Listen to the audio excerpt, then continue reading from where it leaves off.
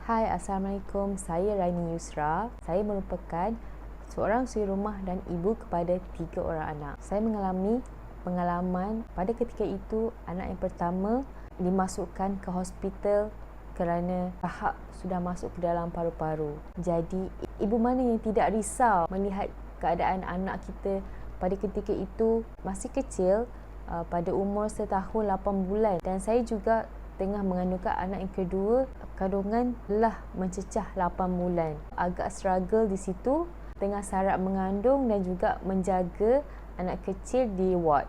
Pertama kali anak saya kena ambil nap. Sebelum ni memang tak pernah ambil nap. Itu adalah kali pertama kena ambil nap di hospital untuk mencairkan kahak. Saya ternampak satu status daripada kenalan saya. Beliau mengatakan balm CF-Rub dapat mencairkan kahak. Itu adalah produk yang pertama saya beli daripada Tasnim Natural, iaitu balm CF-Rub. Sejak menggunakan balm CF-Rub, anak saya tak pernah ambil nap dan tak pernah warded. Alhamdulillah, saya bersyukur sangat sebab saya bertemu dengan balm CF-Rub daripada Tasnim Natural ni. Saya bermula sebagai customer dan sekarang saya telah menjadi ejen Tasnim Natural. Itulah perjalanan saya mengenali produk Tasnim Natural ini.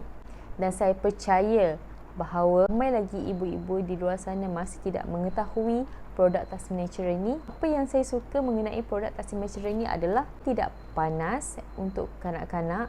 So, dia selamat sebab dia menggunakan minyak pati, iaitu essential oil. So, dari situ lebih menguatkan lagi ia untuk mencuba semua produk Tasnim Natural dan juga menjadi salah seorang reseller Tasnim Natural.